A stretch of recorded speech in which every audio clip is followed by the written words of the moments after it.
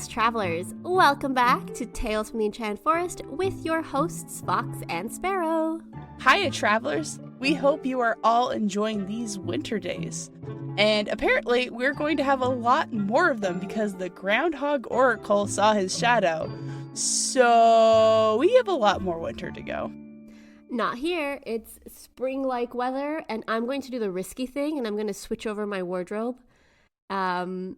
I do this every year. It always catches me out, but the forecast for the next 2 weeks is really sunny and warm. Really? So I'm going to take out some of my summer stuff and my spring stuff, and what's going to happen is in March, we're going to have another big snowstorm, and it's all going to have to go back to winter coats and jackets and stuff like that. So wish me luck.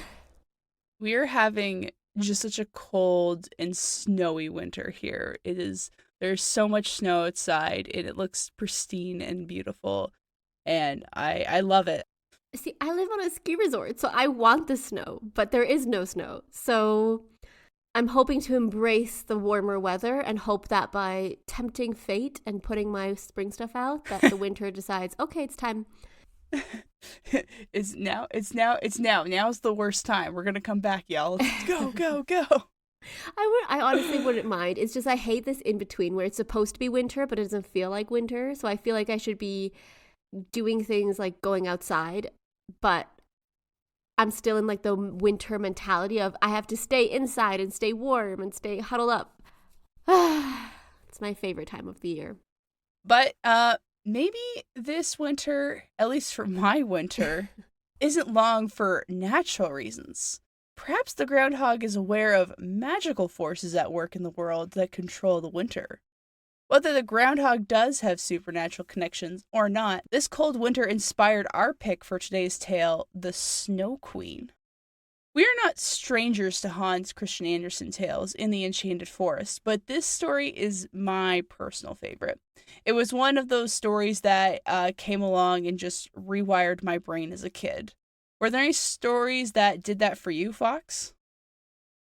I think it wasn't really a classic tale. I think Gail Carson Levine's stories, her fairy tales, were the ones that kind of rewired my brain and still stick to me. So her books like Fairest, Ella Enchanted, and the Fairy Mistakes books, just because I think she took fairy tales that I kind of knew and I thought were a little bit boring, like The Princess and the Pea, for example. And she played with them and she made them really exciting and kind of mischievous and tricky. And I liked that a lot more than I liked the originals. And I think that's where my, not rewiring, but that's kind of like where my fascination with all of it came from. Because I'm like, oh, we can take these and we can change them. So that's kind of what my inspiration would be, I think. Nice. Yeah, I know this story, at least for me, I think I first encountered it, it was like it was a play at my school. Mm-hmm. It was like one of the first fairy tales that was like longer than like 2 pages or like, worth of content. And I'm sure we'll get more into it, but it played more with the nuances of like the character of the Snow Queen, like left her very ambiguous. Like I feel like some adaptations go really hard in one direction. The original does tend to lean in one direction, but at least in my original like hearing of the story, it was very nuanced, and it was like one of those moments of like, wait, I don't know who the bad guy is. Who's the bad guy? And like I remember my teacher being straight up being like, who do you think it is? I'm like, I don't know. I don't know. And that like really sent me home going like trying to rethink everything. The beginning of the morally gray characters. It was honestly that for me, which is kind of crazy looking at it now. I'm like, oh, it's a little more clear-cut in the original tale, but I still think of it in that more dubious light, and I love it for it. Yeah, because it's a lot more interesting than a lot of stories where it's just, this is the bad guy. Okay, great. Yeah, exactly. Although we do love a story where there's a clear bad guy. It's strange how we love both. Like, but you love both for different reasons. For nuanced characters, there's like a fun exploration, but then bad guys or like terrible villains, evil villains are just so much fun to hate on and just to see them fall. And I think writing a good villain is so hard And I read a lot, and a lot of books recently, all of the bad guys seem to have just a good side to them. And I'm a little bit sick of it. Like, I just want a really, really bad dude who we're like, great, this is the bad guy. This is the one who we're going to go after. Like, kind of in a fantasy story or like a big epic story where there is a bad guy to defeat, like the BBEG, the one who you're like, great, this is my goal. I'm going to just focus on this. I'm going to defeat them. And they don't have like all these redeeming qualities. I just want like a bad guy that we can hate, that we can destroy, and we don't have to worry about falling in love with them all the time. Yeah. Or being like, oh no, I'm torn. It's like, nah. And also, when they're just full on evil, they can just have so much fun with it. I know. And then you can have fun through them having their villainy and then being like, and you're down. Yeah. It's great. It's the best of both worlds. We love a real baddie. Mm-hmm. So those are some stories that inspire us. But the inspiration for the Snow Queen is sometimes attributed to Jenny Lind, a Swedish opera singer who you might recognize from either a previous podcast episode we've done or from The Greatest Showman. Now, while Andersen himself more or less confirms that his tale The Nightingale is about her, and in fact she became known as the Swedish Nightingale, the same cannot be said about the Snow Queen. So this story was published a year after The Nightingale on December 21st, 1844, and the inspiration was how she rejected him as a suitor. However, in his autobiography, The True Story of My Life, Andersen doesn't really talk about this proposal or going after her. He talks about being in awe of her kind of artistic values and how she makes him inspired to write and to explore art. And he does recount how Jenny and his other friends spent Sylvester, so the New Year of 1845 together, and how she rejoiced for him with the feeling of a sister. So obviously, even if he had written the Snow Queen to be her, those feelings must have been resolved by then, because he talks about her quite warmly in 1845, a year after he wrote the Snow Queen. So that's one of those ones where I think it's more of a after the fact myth that people have made up, but it's hard to say. She could have been the Snow Queen, she could have not been. I mean, it is always interesting to understand the potential inspiration for it. Hans Christian Andersen's that funny pocket of fairy tales where his stuff is clearly staples, and it's like of the genre, but also like we know exactly who wrote them. And so you can kind of get into the mind of the author being like, what were you thinking? Because not many fairy tales fall in this category. Most are just like, and they were really old. Someone made them up. Yes, whereas Andersen is a fairy tale writer, and he's more of a modern day fairy tale writer as well, where he does have, like, there are traces of inspiration, obviously, in fairy tales. But when you read a Christian Andersen fairy tale, you're like, yes, this is from him.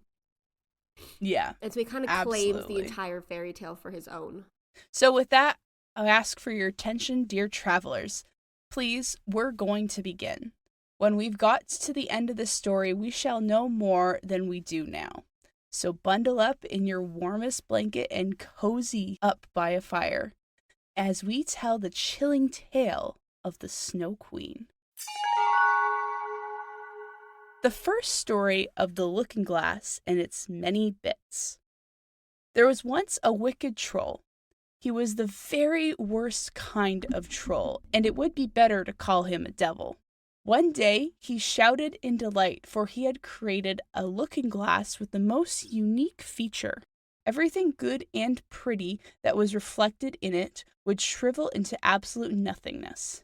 And everything it reflected, which was bad and ugly, became even more so, with all the negative aspects becoming enhanced.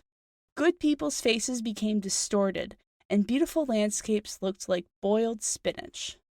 The troll devil thought this to be hilarious and showed it to all the trolls at the troll school, because yes, of course there is a troll school.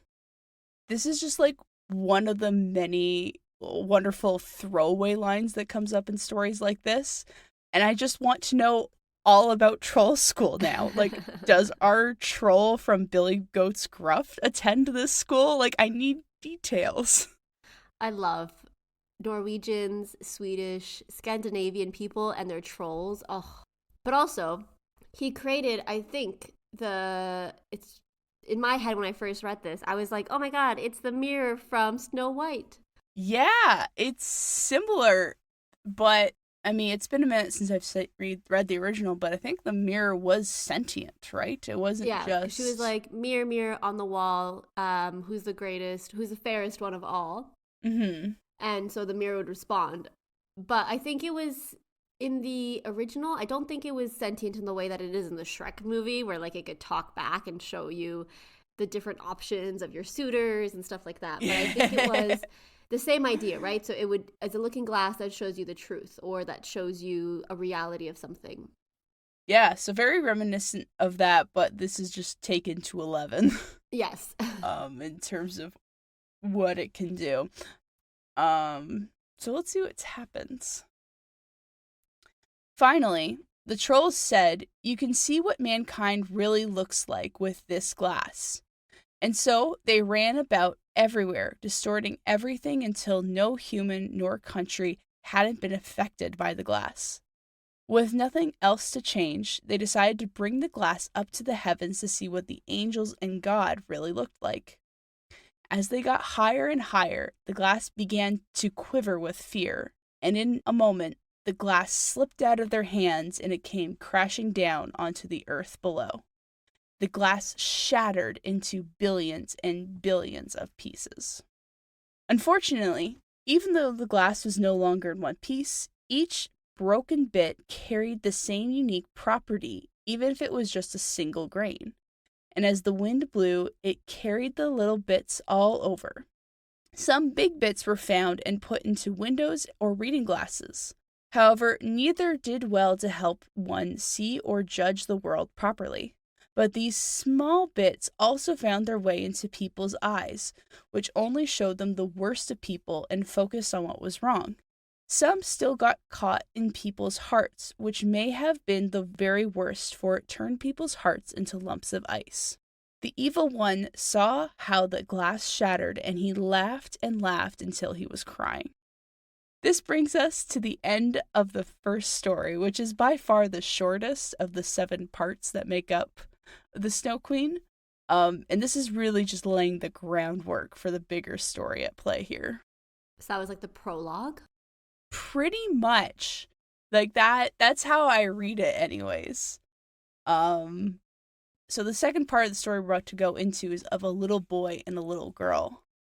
But thinking of that first part as a prologue, I think if this were a movie, the camera would like pan quickly away from the troll devil, like laughing maniacally. Mm-hmm. And you hear that laugh like echo out a bit. And as it like fades, we turn to the bombastic theme music, which would play, and like the Snow Queen title card would then be plastered on screen. You know, I have this very vivid visual of this transition from story 1 to story 2. And I think we would get that like after we see the title card, it'd be like the camera flying over like the countryside until we find ourselves in a big bustling town with like many people, where we'd see many homes in the town, but we'd then focus in on these 2 lower class houses, which were so close together that the roofs and the gutters were touching. And in the attic of one home lived a poor little boy named Kay and his family. And in the other lived a poor little girl named Gerda and her family. The families became good friends as they were able to talk to each other through the attic windows that faced each other. Kay and Greta became particularly close, and they would go from home to home by walking over the gutters from window to window. During the warmer seasons, their parents would have pots of plants outside the window for herbs and a little rose tree. They even managed to guide the rose tree to grow in such a way that it arced from one window to the other. The children knew not to disturb the flowers, but the parents put out boxes so that they could sit under the flower arc together. I'm sorry, this is the cutest thing. Isn't it, though? Oh, Ugh, I love stories where it's childhood friends and they find cute, clever ways to like either speak to each other or sneak out, or in this case, literally build a little archway to each other's houses. That's so cute. It's so cute and just surrounded by roses. It's Mm-hmm. just uh I just love this visual so much, and Anderson puts a lot more details about how this works. Um which I've just summarized here, but it's like he can tell he also had a good time with it because he really wanted to go over how this worked and why this was happening and why this was a good idea. And it's like, no, no, man, we're with you. No worries. We get it. But of course, they couldn't do this in the wintertime. The windows would freeze shut, and they could only get peeks out of the window if they heated it up a bit with a heated copper penny. Otherwise, they would have to go down a lot of stairs, go outside, and then climb up a lot of stairs just to see each other.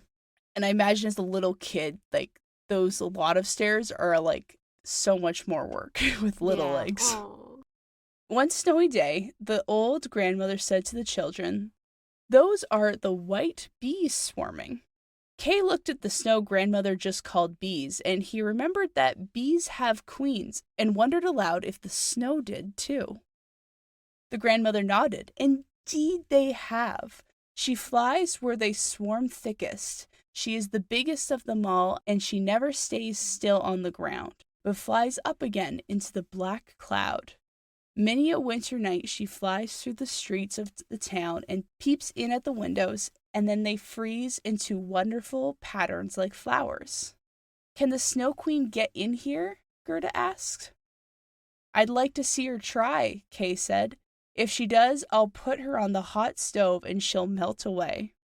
I do love how they're like talking about the queen. At this point, she's a very, like, we know so little about her. She's neutral, but Kay is immediately going on the offensive. Like, yeah, if she comes, I will fight her. I'll get her. I'll get her. Just you watch. It's such little boy behavior, and I love it.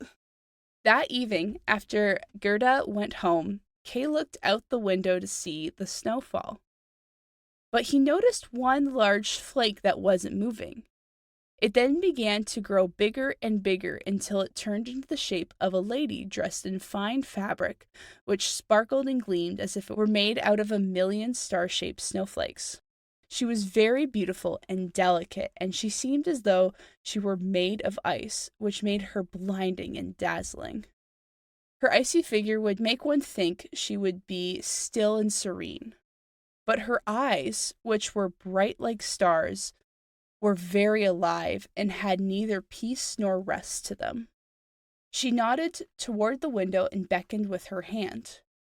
Kay was frightened by this, and as soon as he stood up, a bird flew past the window and she was gone. Soon spring came around again, and the garden grew between the two windows once more. As summer came, the roses blossomed like never before. Seeing the roses, Gerda remembered a hymn which they sang together. "Roses bloom and fade away. The Christ child shall abide alway. Blessed are we his face to see, and ever little children be." They held each other's hands and kissed the roses and looked out on the bright sunny day. These were the beautiful days in the rose bushes, and it felt like they would never end. One day, the two children were reading a book together under the roses. Just as the clock in the church struck 12, Kay felt a sharp pain in his heart. He began to tell Gerda about this, but he also felt something get stuck in his eye. She looked into Kay's eyes but couldn't see anything and guessed it must have gone already. But it was far from gone. For what Kay felt in his eye was a tiny piece of cursed looking glass, the one we learned of earlier. And this glass will make one see only the ugly and the good, and the bad will become more prominent. As if that wasn't bad enough, Kay also received a splinter of glass in his heart, turning it into a lump of ice. Even with that glass still there, Kay could now no longer feel pain. "Why are you crying?" he asked Gerda. "It makes you look ugly, and I'm fine now. Nothing's wrong with me." He turned to the roses and cried out, "The rose is worm-eaten, and that one's crooked. They are so ugly, just like the boxes they came out of." With that, he kicked the box and ripped 2 roses off the branch. "Why are you doing this?" Gerda asked aloud. Kay saw how devastated she was at what he had been doing, and then he ripped off another flower and left through his own window, leaving sweet little Gerda alone. Oh. I feel so sad for her at this moment. She has no idea how bad this is. But also, it's just so random, right? So it's one of those like random things that happens because out of everyone in the world to have a glass shard, it's him. And he doesn't know what's happening. She doesn't know what's happening. But it's like getting the ick. Yes. But on the other extreme, I can't help think of Spider-Man 3 when Peter Parker goes through his emo phase. Oh my gosh. That we're just about to happen. I hated his like when he had his hair all weird and he was doing all that cringy stuff. I don't think anybody liked that. I think at best people thought it was funny. But I think that was the consensus. No one liked it.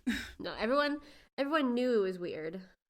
Now it's at this point we jump to a montage of seeing how Kay has changed with his new reality. Gerda brings books to read with him, and he says they are books for babies. He constantly interrupts the grandmother when she's talking, and he begins mockingly imitating and mimicking other people in town, and always highlighting the worst traits that he sees. Surprisingly, though, many people saw this and thought Kay was rather clever and a genius for it. When winter returned, Kay took a great interest in the snow, looking at each under a magnifying glass, and he admired how beautifully unique and perfect each flake was. That was until they melted away.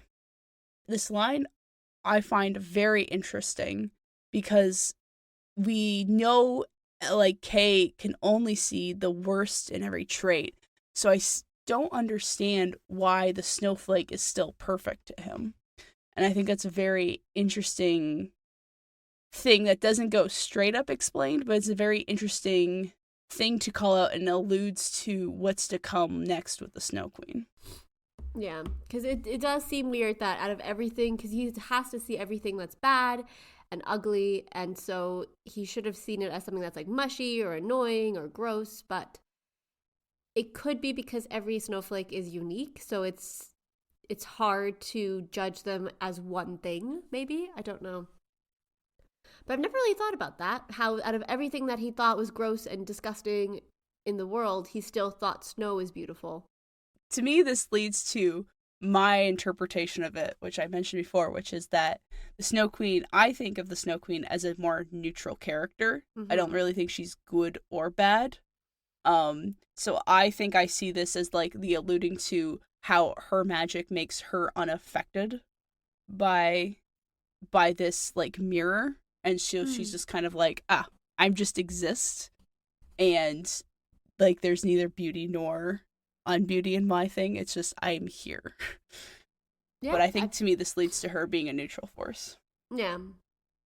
Anyways, it's just such a small line, but like I just kept reading it over and over again going, this is very strange in the midst of all his chaos that we're taking time out now to say, and he thinks this is really pretty and beautiful.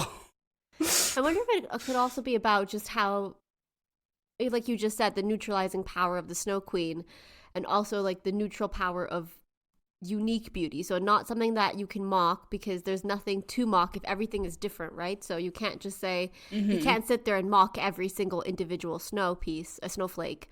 Yeah. But I would have expected him to like mock winter maybe, or snow in general. So, I mean, I've never really thought about this line, but I guess it is really strange. I don't know what to make of it yet. Yeah. I think I still am working on it because I think, again, it's such a weird one. It's why this is why I wanted to highlight it. But that's at least my interpretation of it. Soon after, Kay left Gerda behind to go sledding with the other boys in the town square. There he saw a big white sleigh passing through. Quickly, Kay fastened his own little sled to it, so when it moved again, he went with it. The sleigh went very fast through town, and before he knew it, they were out the town gate. Snow began to fall, and the wind picked up. Kay tried to loosen his sled, but it remained tightly fastened to the big sleigh. The snow became heavier and heavier, and Kay could no longer see where he was. Suddenly, he came to an abrupt stop, and the large snowflakes on the big sleigh took on the familiar appearance of the Snow Queen. She praised him for keeping up on the sled and invited him to join her in her sleigh to warm up in her furs. She then kissed him on his forehead twice. The first made him feel deadly cold for a moment, and the second made him forget all about Gerda and his home. Kay looked at her and thought she to be so beautiful and perfect that he couldn't be afraid of her. And he told her all about the arithmetic he knew, and told her all the different ways that he was clever. And as he spoke, he did not notice that they were flying high into a black cloud. They flew over woods, lakes, land, and sea. The world passed by below them. The full moon shined high above them. And by morning, he was asleep at the Snow Queen's feet. And that brings us to the end of the second part of the story. So we've really gotten our whole plot going now. We know the instigator, and we know what needs to be fixed now. We know what the issue is. And we know we're setting up a quest for the childhood friend to go rescue her. Well, rescue, air quotes. Because he didn't actually get kidnapped. Because I think when people think of the Snow Queen, they think of Narnia. Like, they think of C.S. Lewis's Narnia series, where you have the Snow Queen kidnap or be evil towards the children and to the land of Narnia. But I think in this case, she's not really at fault. He came to her. Yeah, and C.S. Lewis definitely, like, this scene can almost be seen, like, near identical to Edmund. Yeah, when she tells him he can have the Turkish delights, I think. Delight, yeah. And you can tell that this inspired him for his iteration. But in that one, you can very clearly see her, like, calculating moves there.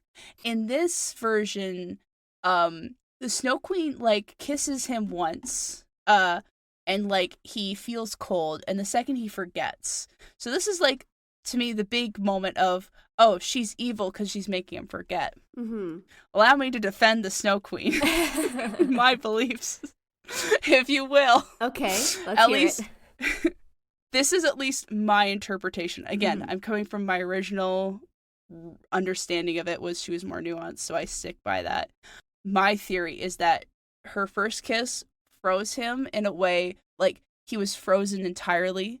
So he wouldn't actually, like, the bad magic of the glass wouldn't freeze it in the unnatural way any further.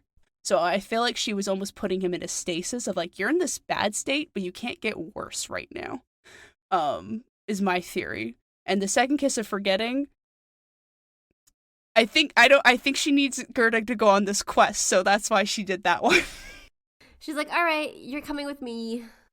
Also, he's probably going to be less of a... It's like not because you need time for Stockholm syndrome to, like, set in, right?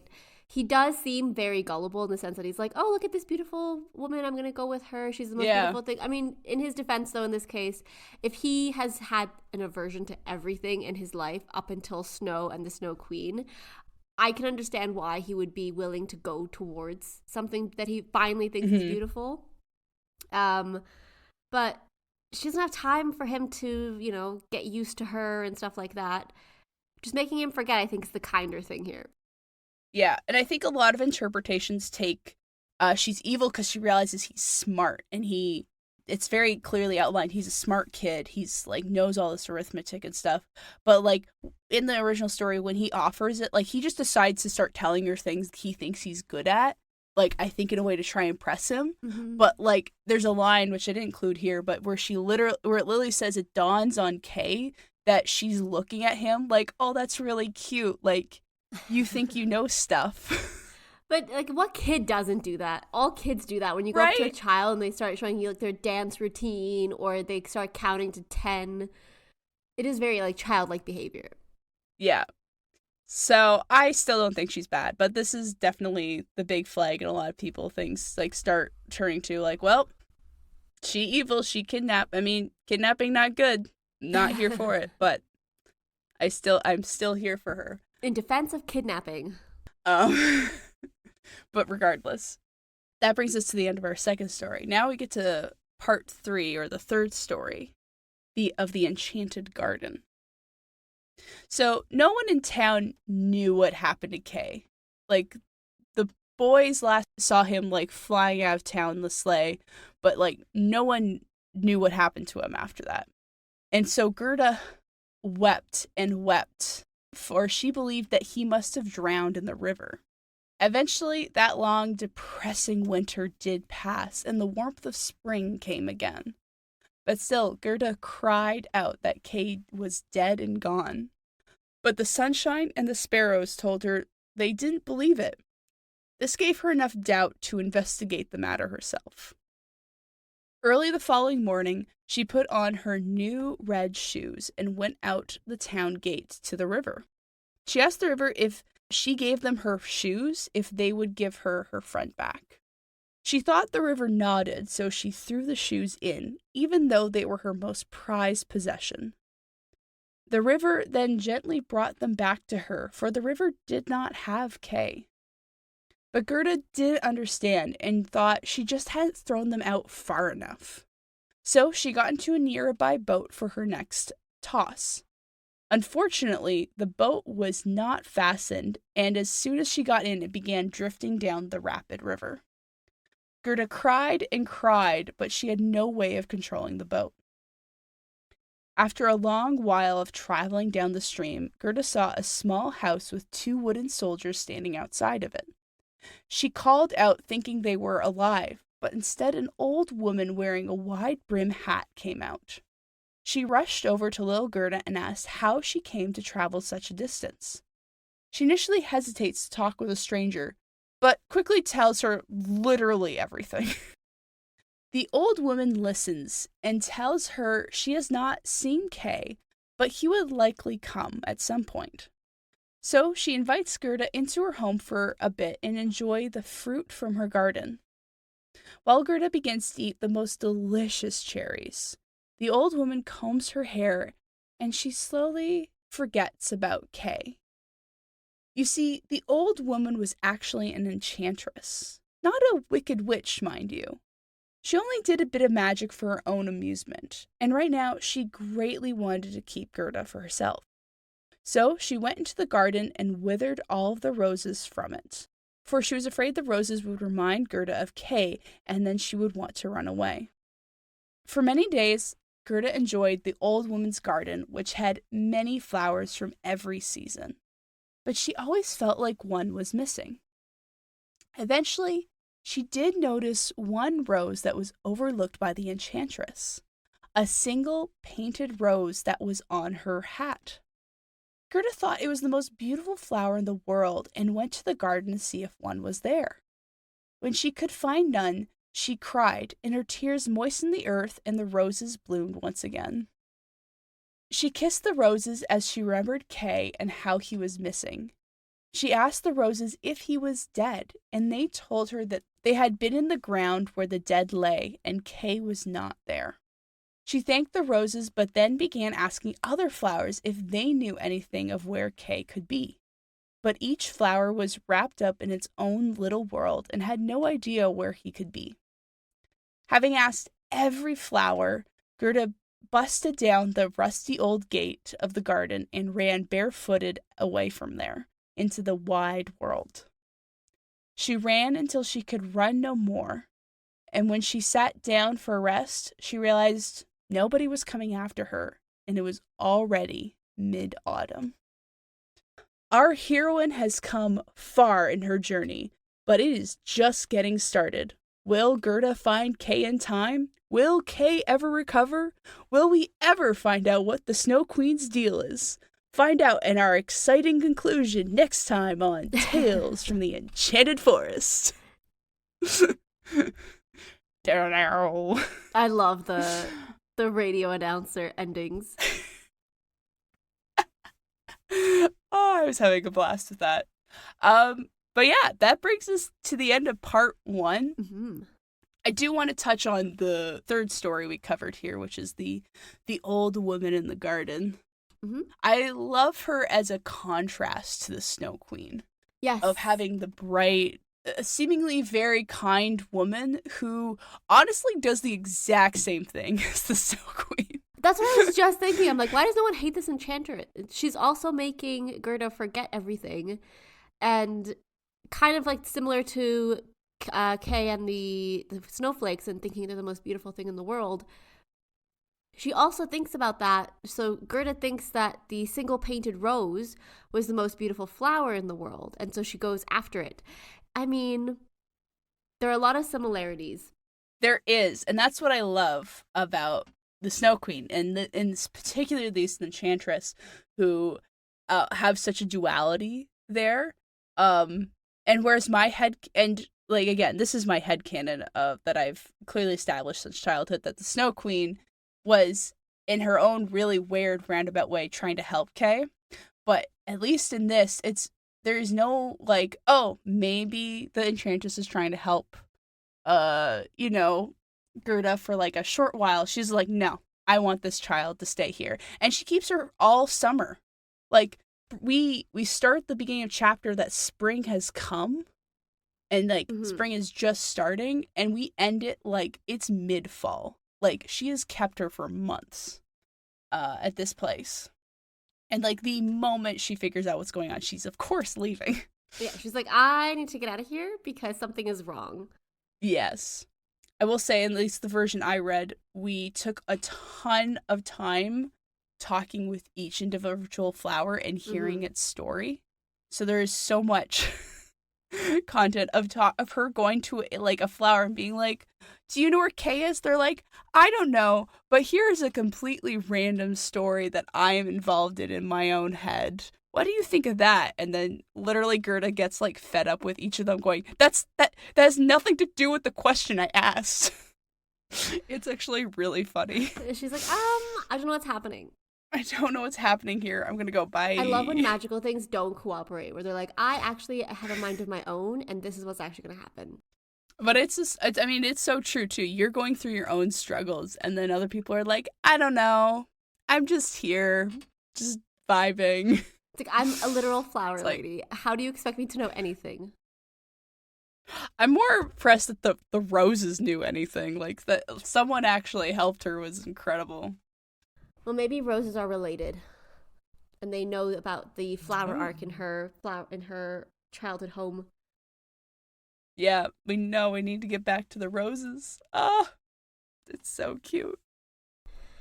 That's all for today, travelers, but be sure to tune in for our next episode to find out what happens with Kay and Gerda. In the meantime, do check us out anywhere that you have your social media. So we are on X, we are on Bluesky, Mastodon, TikTok, and Instagram at From Enchanted or at Tales from Enchanted Forest. However, if you are a little bit old school like Sparrow, then you can always reach us by email at talesfromenchantedforest@gmail.com. We'd love to hear your questions, comments, and suggestions. If you have anything to share, please don't hesitate. And remember, there's always a place for you in the Enchanted Forest.